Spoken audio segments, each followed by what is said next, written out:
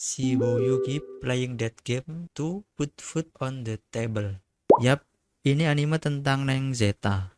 Kak, memang sekilas karakternya mirip Neng Zeta, sedang cosplay mate gitu.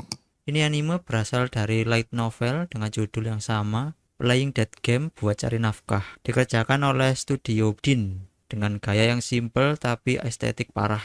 Dari judulnya udah kebayang kan, ya kayak ala-ala Alice Borderland atau gak Squid Game lah. Tapi dibalut kekawaian, hehehe. Buat yang penasaran, anime ini mengisahkan seorang cewek berambut pirang bernama Yuki. Dia tiba-tiba kebangun dari tidur karena mendengar dering telepon. Dia kayak waspada gitu, cek sekeliling. Kemudian Yuki mendengar sesuatu jatuh, seperti ada yang pecah. Dia pergi ke sumber suara tersebut dan menemukan 5 orang bernasib sama, berpakaian Mike. Mereka perkenalan bla bla bla terus jelasin bahwa ini dead game. Kemudian saling menceritakan kondisi mereka. Ada yang ikut karena terlilit hutang, ada yang udah pernah ikut ini yang kedua kalinya. Ada yang karena dijebak juga. Gamenya tuh mereka harus bisa keluar dari mansion tersebut. Tapi dengan melewati jebakan dan permainan mematikan yang rumit. Mereka ngandelin Yuki karena Yuki cerita dia udah sering ikut dan prioritas dia adalah mengeluarkan sebanyak orang mungkin, bukan karena kebaikan, melainkan karena balas budi bisa dimanfaatkan di kemudian waktu.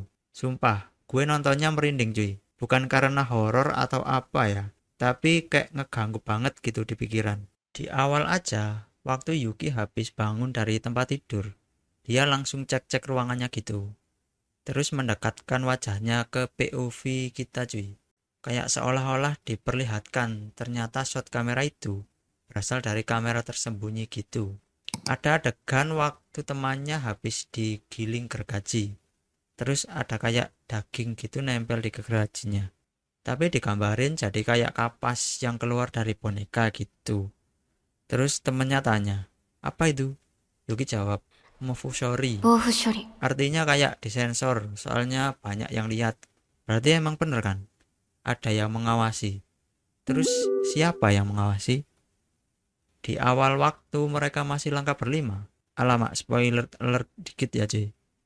Ada dialog gini, emang ada yang melihat? Yuki jawab, ya mungkin orang-orang yang suka dan bertaruh ketika menonton kita. Apakah ada the frontman seperti di Squid Game? Kayak orang kaya yang menyukai hal-hal ginian. Kalau menurutku ya, gak ada sih. Yang nonton itu bukan kayak frontman gitu, tapi kita sendiri cuy. Kita yang nonton cewek imut yang sedang disiksa secara fisik dan mental. Bukan tanpa sebab gue berasumsi gini. Masalahnya, karena dari awal kita sudah dikasih point of view kayak sang frontman gitu. Yang sedang nonton video dark web, kalian ngerasa gak sih? Atau cuma overthinking gue doang? Jadi gak sabar nunggu episode 2-nya.